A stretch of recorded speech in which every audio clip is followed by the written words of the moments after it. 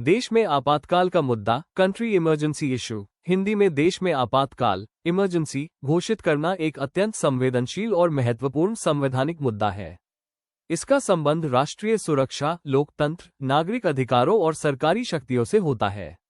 Magnifying glass आपातकाल क्या है?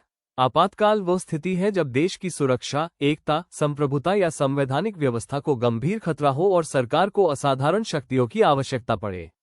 भारत में आपातकाल का प्रावधान इंडिया के संविधान में किया गया है। आपातकाल से जुड़े मुख्य मुद्दे। नागरिक अधिकारों पर प्रभाव। कुछ मौलिक अधिकारों को अस्थायी रूप से सीमित या निलंबित किया जा सकता है। अभिव्यक्ति की स्वतंत्रता, आवाजाही की स्वतंत्रता आदि प्रभावित हो सकती है। सत्ता का केंद्रीकरण, केंद्र सरकार को अधिक शक्तियां मिलती है। राज्यों की स्वायत्तता कम हो सकती है। कार्यपालिका, एग्जीक्यूटिव की शक्ति बढ़ जाती है। लोकतंत्र पर खतरा, चुनाव टाले जा सकते हैं। विपक्ष की भूमिका कमजोर हो सकती है। सत्ता का दुरुपयोग होने की संभावना रहती है। राष्ट्रीय सुरक्षा की आवश्यकता, युद्ध, बाहरी आक्रमण, सशस्त्र विद्रोह या गंभीर आंतरिक संकट की स्थिति में त्वरित निर्णय आवश्यक होते हैं। ऐसी स्थिति में सरकार को मजबूत और त्वरित कार्रवाई करनी होती है।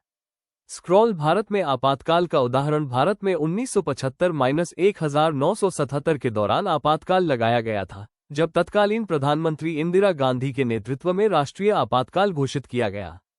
इस अवधि में नागरिक स्वतंत्रताओं पर प्रतिबंध लगाए गए और प्रेस पर सेंसरशिप लागू की गई।